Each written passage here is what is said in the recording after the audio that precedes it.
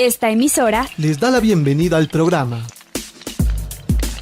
Encuentros con la Filosofía, para conversar poniendo en duda nuestras certezas, con la participación abierta de profesores de la Universidad Politécnica Salesiana, de la Universidad Central del Ecuador, de la Universidad Andina Simón Bolívar. Encuentros con la Filosofía. Se difunde semanalmente por las emisoras universitarias Infinito Digital, Voz Andina Internacional y Radio Faxo. Abrimos nuestros micrófonos.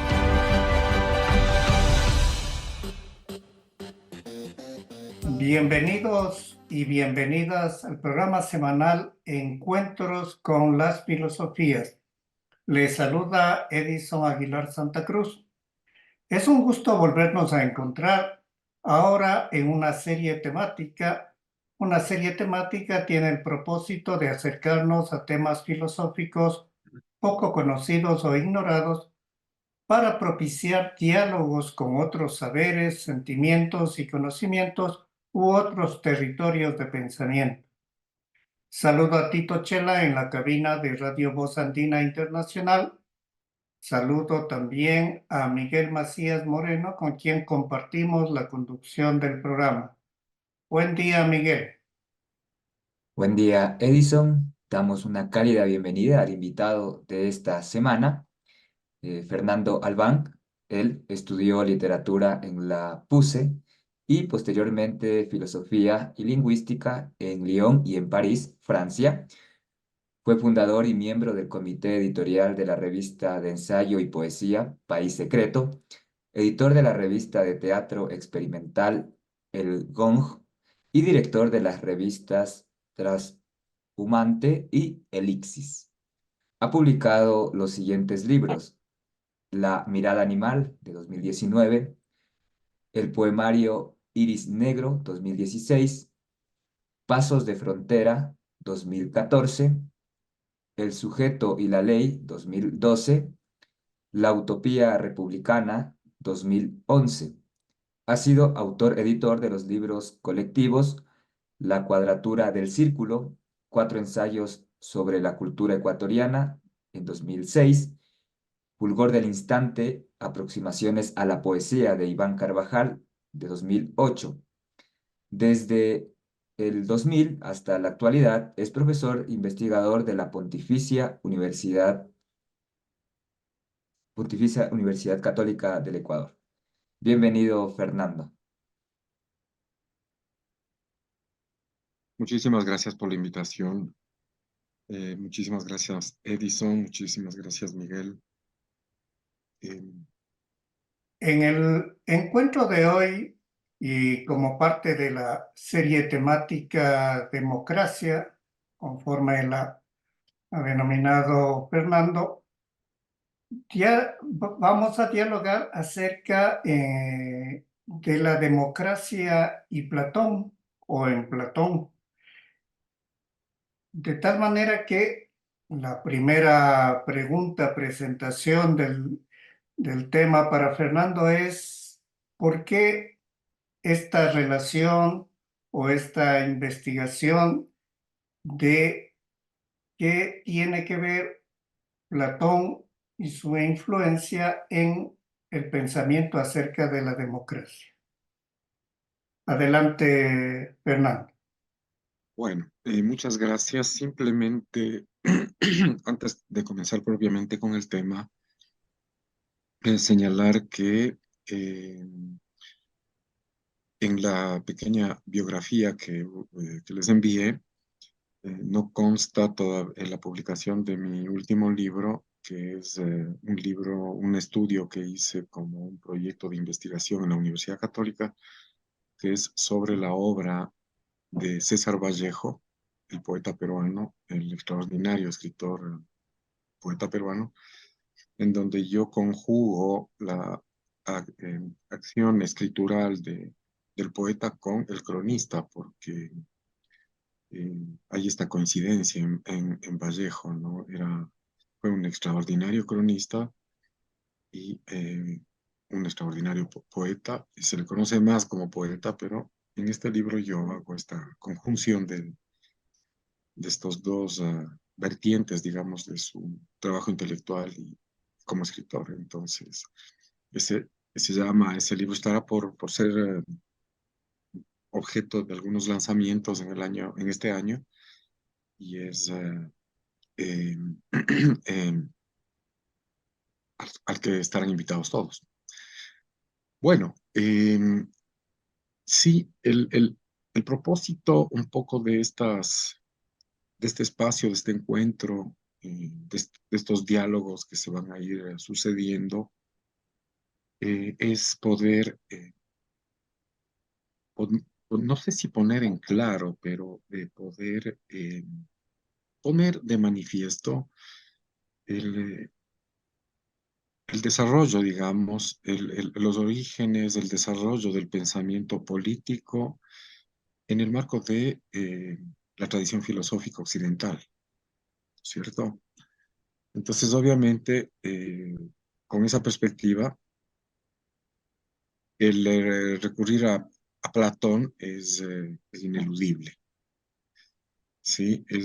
Platón es uno de los pensadores occidentales que marcan de manera contundente el desarrollo del pensamiento occidental y de la cultura occidental en diferentes planos y ámbitos. Entonces, resulta bastante importante comenzar por ahí, ¿cierto? Em, uy, ya, entonces, suele señalarse, se ha señalado reiteradamente, el pensamiento filosófico de Platón es un pensamiento apolítico, ¿ya? Es decir, habría una suerte de, en el ejercicio filosófico platónico, habría una suerte, de alguna manera, de suspensión de la política, como que la política es puesta en paréntesis, ¿no? Es, entonces, a mí me gustaría partir de esta premisa, de este señalamiento, ¿sí?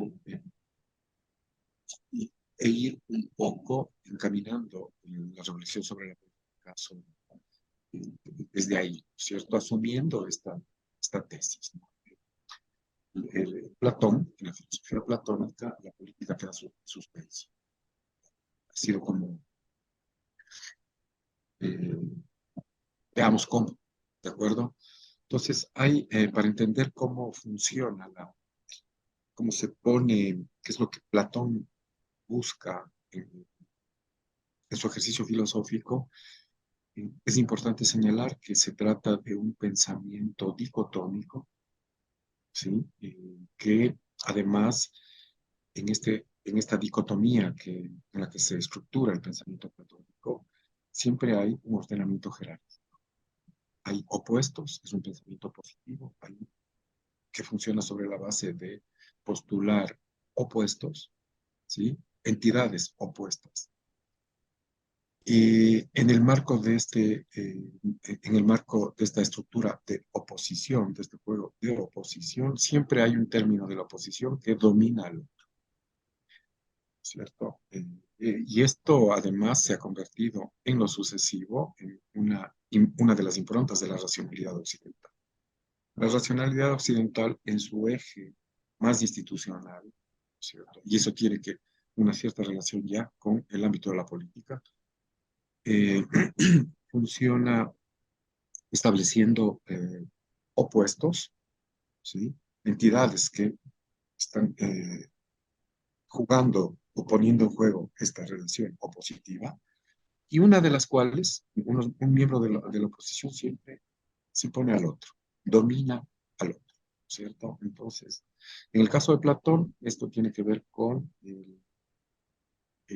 esta referencia que él hace permanentemente a la existencia de dos mundos, el mundo de las ideas, el mundo de los sentidos, ¿no es cierto?, que es hartamente conocido, eh, que podría también ser designado con otros términos, lo inteligible y lo sensible. Ahí está la oposición fundamental, que además estructura también el pensamiento religioso, que va a venir posterior, es algo posterior, ¿cierto? Entonces, inteligible, sensible, obviamente está el cuerpo y el alma, ¿sí? En esta relación opositiva, el alma domina el cuerpo, como lo inteligible domina lo sensible, está por sobre, ¿cierto? Eh, partir de este señalamiento es fundamental para entrar a trabajar el tema de la política, puesto que esta oposición va a determinar series de opositivas, entre las cuales está, por ejemplo, el conocimiento, ¿sí? La ciencia y la opinión. Y este es el punto de arranque para la reflexión de la política en Platón. Entonces, tienes tú, eh, por un lado estaría eh, el saber, el conocimiento, ¿no es cierto? La ciencia, ¿sí? Que corre a cargo de la filosofía, ¿sí? Y que significa la posibilidad de acceder a las ideas, ¿cierto? Y vamos a ver en qué consiste eso y cómo afecta eso a la política. ¿Sí? Y por otro lado está la opinión, que estaría a cargo de la muchedumbre, ¿sí? Platón identifica claramente el régimen de la opinión con el de la muchedumbre. Es el término que él utiliza para designar, ¿cierto? A lo que estaría poniéndose al escenario, ¿sí? En el cual se ejerce la opinión. Es la muchedumbre, ¿de acuerdo? Entonces, hay textos en la obra de Platón que son fundamentales y que están vinculados a la esfera de la política, aunque en el pensamiento platónico la política esté suspendida, esté extenuada, ¿cierto? Que es la república, las leyes y el político de manera fundamental. Sí, se pueden mencionar otros, pero me parece que estos son los textos fundamentales, ¿no? Entonces, la república está desde el título, está de este diálogo, ¿no? Que está ya designando el objeto y y nos está ubicando de manera directa en el escenario de la política, ¿cierto? ¿No? La república. Entonces, ¿qué es lo que el pensamiento platónico en este texto está encaminado a pensar el tema de la polis, la ciudad-estado griega, ¿no es cierto? Que es uno de los ámbitos fundacionales del surgimiento de la política en el mundo occidental. Ese es el escenario del surgimiento de la política en Occidente, la polis, ¿no es cierto? Y eso es importantísimo tenerlo en cuenta, la ciudad-estado. En este texto, Platón se propone establecer ciertos lineamientos fundamentales que tienen que ver con el proceso de constitución de la república ideal, ¿ya? Es decir, de la república perfecta, que es el escenario del pensamiento platónico, ¿no? Es acceder al ideal, acceder a la perfección. Es eso lo que corre a cuenta del filósofo, ¿no? ¿Sí? Entonces, tratándose de la política, también ocurre lo mismo. Es decir, lo que le interesa al filósofo es mirar, acceder a alcanzar la república ideal, ¿sí? E implementarla, ¿no? E implementarla en el mundo de acá, digamos, ¿cierto? ¿Sí? Entonces, sí, si es que ustedes quieren interrumpirme, lo pueden hacer en cualquier momento para poder. Ya, entonces, uno de los aspectos en los que se enfoca la República de Platón es en el tema de la formación de los ciudadanos. ¿Ya? Yo diría que es una eh, de los motivos que atraviesan todo el libro de Platón, la República. ¿Sí? Pero aquí lo importante es señalar que, junto con esto, es que quien desde dónde se habla en la República? Desde la perspectiva del filósofo, por supuesto, y en la República se funda el mito del filósofo rey, ¿no es cierto? ¿Sí? Entonces, el filósofo rey, es decir, el filósofo en tanto gobernante, ¿no es cierto? Entonces, ¿desde dónde eh, se encamina la República? Desde la perspectiva del gobernante. ¿Ya? ¿Y quién es el gobernante? El filósofo. ¿Y quién es el filósofo? Aquel que accede a la verdad. ¿Y la verdad en qué consiste? La verdad consiste en la posibilidad de acceder al absoluto que solo puede subsistir en tanto idealidad, ¿no es cierto? En tanto pura idealidad. Ese es, ¿sí? Entonces, desde ahí se está estableciendo pautas fundamentales para la Constitución de la República y que tienen que ver de manera sustancial con el tema de la educación, de la formación de los ciudadanos. ¿Ya? Entonces, miren todos los elementos que están concurriendo, ¿sí? Y entre otros, uno fundamental, en este caso, es, a ver, uno fundamental es la alianza entre la filosofía, es decir, el saber y la política, ¿sí? El saber y la política. De ahí Edison se recordará las largas discusiones que han existido en la modernidad cuando se habla acerca de el saber como poder, ¿no es cierto? ¿Sí? Esto está vinculado fundamentalmente a Platón.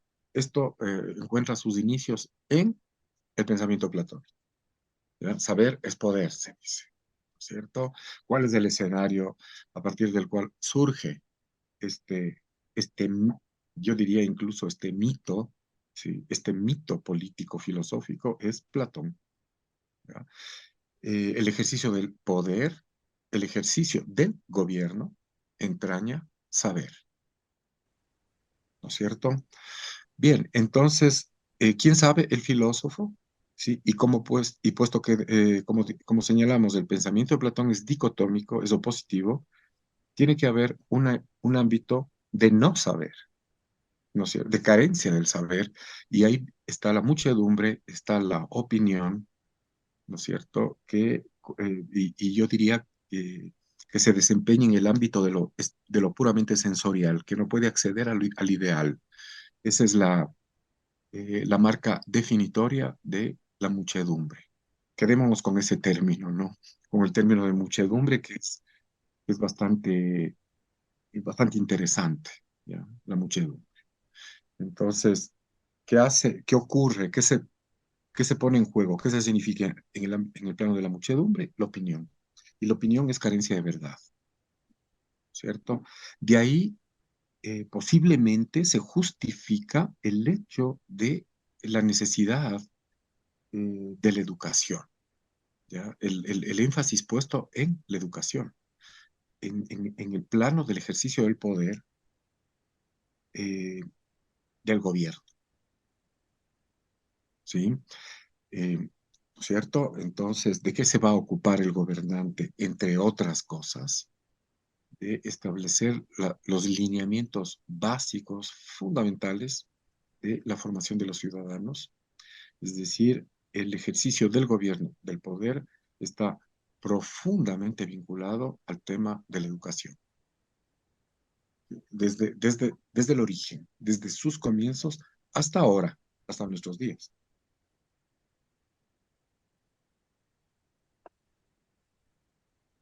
¿No es cierto? Entonces, este es un poco lo que está en juego en la República de Platón. En este libro fundamental, en donde la filosofía se alía con la política, ¿sí? Eh, digamos, y constituye a la educación, a la formación de los ciudadanos como uno de los aspectos fundamentales del ejercicio del poder, ¿sí? Hay otras cosas que están incidiendo que comparecen en este texto, pero a lo mejor vamos a irlas tratando sucesivamente, etcétera, ¿cierto? ¿Ya? Bien. Eh, vamos a pasar ahorita está la República. No sé si ustedes quieren ahondar en alguno de otros de los temas de la República, pero yo quisiera comentar algo también sobre el libro de Platón que se llama El Político. ¿Sí? En la República ya vemos esto, vamos a volver constantemente, ¿no? A este texto fundamental, a la República de Platón. Ya, en el Político, otro texto importantísimo de Platón, se insiste sobre lo mismo, es decir, el filósofo es el rey, es el gobernante, es quien debe gobernar. ¿Por qué? Porque es el que sabe. Este es, esta es la figura que se va a constituir en este otro diálogo, ¿sí? Y, y, y que se lo va a justificar a lo largo de todo este otro diálogo importante, el político. Y por lo tanto, a ver, pero aquí se suscita otro elemento que es crucial, ¿no? Ya, decíamos, el filósofo es el rey. ¿Por qué? El gobernante. ¿Por qué? Porque es el que sabe, ¿de acuerdo? Y esto supone que él ejerce el mando como si fuese un amo, ¿ya? Entonces, al ejercicio del poder está vinculado la figura del amo, ¿cierto? El gobernante es un amo, ¿ya? ¿Y por qué? Porque el gobernante ejerce, eh, actúa en base al establecimiento de órdenes. El gobernante ordena, ¿ya? Este es el escenario de la política, ¿sí? Si es que el gobernante ordena, la muchedumbre, ¿qué tiene que hacer? Forzosamente obedecer, ¿ya? Entonces, miren cómo se van sumando, cómo se va configurando aquí un escenario fundamental, ¿sí? Y vamos a seguir ahondando, ¿sí? Entonces ya tenemos acá otros elementos, tenemos la figura del amo y frente a él, de quien obedece, ¿no es cierto? Entonces, ¿qué exige el ejercicio de la política en Platón? De, eh, de parte de la muchedumbre, la obediencia, el acatamiento, la subordinación. ¿Por qué? Ustedes dicen, bueno, pero ¿por qué? ¿Por qué el acatamiento, la subordinación, la obediencia? Porque quien sabe es el gobernante, ¿no es cierto? Es él es el que sabe y por lo tanto, qué se espera de los otros? La obediencia, el acatamiento, ¿ya? Entonces,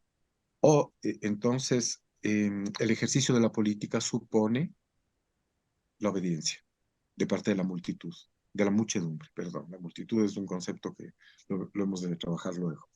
La muchedumbre, ¿sí? Em, Obedecer. Ese es el imperativo de la política en Platón, ¿ya? En- entonces, claro, ustedes dirán, y ya sea, ¿qué escenario nos lleva a eso? Nos lleva a un escenario que no es el de la democracia, ¿no es cierto? Entonces, ahí nosotros vamos ya estableciendo de manera negativa pautas que nos permitirán ir definiendo lo que es la democracia. Si es que la política en Platón no es una política democrática, la implementación de la política de Platón no lleva a la democracia. ¿Por qué? Porque entraña del lado de la muchedumbre la obediencia. Se entiende forzosamente que la democracia no es la obediencia, no es el régimen de la obediencia, ¿cierto? Eh, es la manera como con Platón vamos a ir caracterizando la democracia, que es el tema, ¿ya? Entonces, ¿qué exige de los individuos la democracia? Todo menos la obediencia, ¿no es cierto? ¿Sí? No es, la democracia no es la república de obedientes.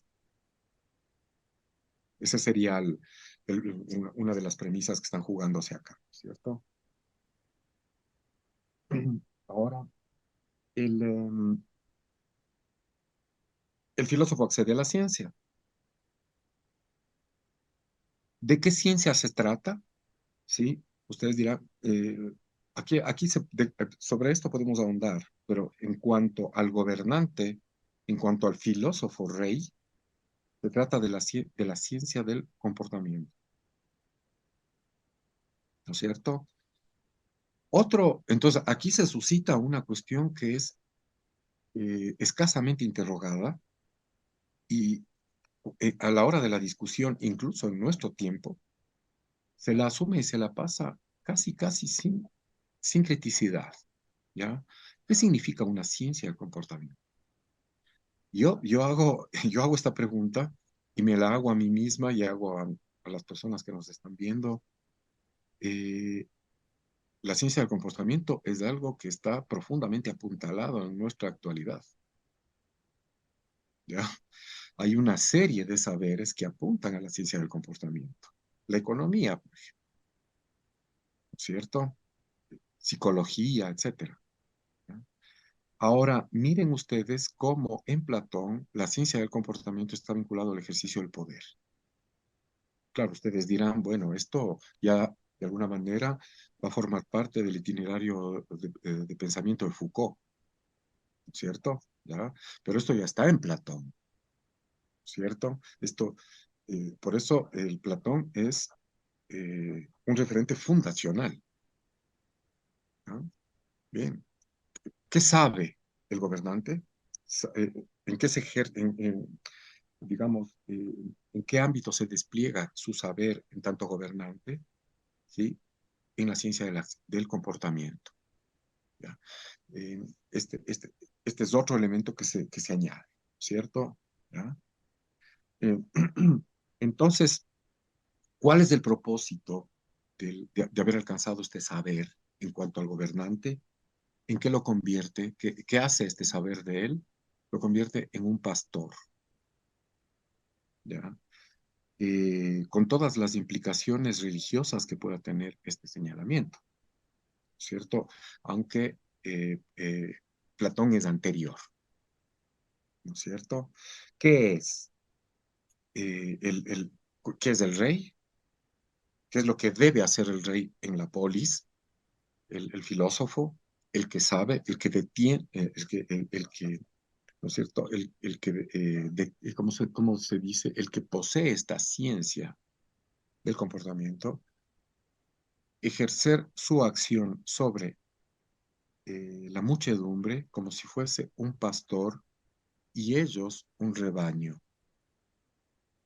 Entonces aquí está la figura del pastor y del rebaño. ¿Qué hace el pastor en relación al rebaño? Dirige, ¿no es cierto? Apacienta, ¿ya? Es el acto de apacentar a los hombres. Es la definición literal de Platón. Hermosísimo. Es el arte de apacentar hombres. Aquí también irrumpe el término arte, ¿ya? ¿Por qué? Porque la política es un arte desde Platón. ¿Y qué quiere decir eso? Que es una técnica. Es una técnica de apacentar hombres. Entonces, la política es una más de las técnicas que existen en la polis, ¿cierto? O de las artes. Y también está la figura del cochero, vinculada a la del pastor, ¿cierto? El que lleva las riendas de la ciudad. Ese es el político. Entonces, Platón habla mucho de el rebaño bípedo. El rebaño bípedo. Entonces, aquí surge otra oposición, el cuidado, ¿sí? Versus la crianza. ¿No? Entonces, un poco, no quiero quedarme, sino lo haré posteriormente en esta nueva oposición, ¿cierto? De cuidado. y crianza. Eh, entonces, de alguna manera el término crianza, ¿sí? Tiene que ver con, o nos remitiría al ámbito de lo biológico, ¿sí? De aquí un poco también de alguna manera está latente el tema de la biopolítica, a la cual hemos de volver luego, ¿cierto? ¿Sí? Eh, y al tema de lo biológico y del hogar, ¿cierto? De lo doméstico. Entonces, si hay en Platón hay una yuxtaposición entre lo doméstico y lo político, ¿cierto? Entre lo público y lo privado. Este es uno de los temas que van a encaminar estos encuentros de principio a fin. Sí, sí. Hay una irrupción de lo privado en lo público o también como decíamos, de lo doméstico en lo político, ¿cierto? Por eso hay la figura del amo. Por eso la referencia al amo, que es una de las que es el rey, ¿cierto? El rey es un amo, ¿ya? Ahí está, digamos que la política en Occidente eh, se inaugura con esta borramiento del límite entre lo público y lo privado, ¿cierto? De ahí que la figura del gobernante esté linde con la del amo. Concluimos este encuentro semanal con las filosofías, con nuestro agradecimiento a ustedes radioescuchas, al invitado de esta semana, Fernando Albán, a Tito Chela en la cabina de Radio Voz Andina Internacional. Recuerde, recibimos sus comentarios y sugerencias al correo electrónico encuentrosconlafilosofía@gmail.com. Hasta el próximo encuentro con las filosofías. Agradecemos su sintonía a Encuentros con la filosofía. el programa que impulsa el filosofar como acción compartida desde las radios universitarias. Les invitamos a compartir las próximas emisiones de Encuentros con la filosofía por esta emisora.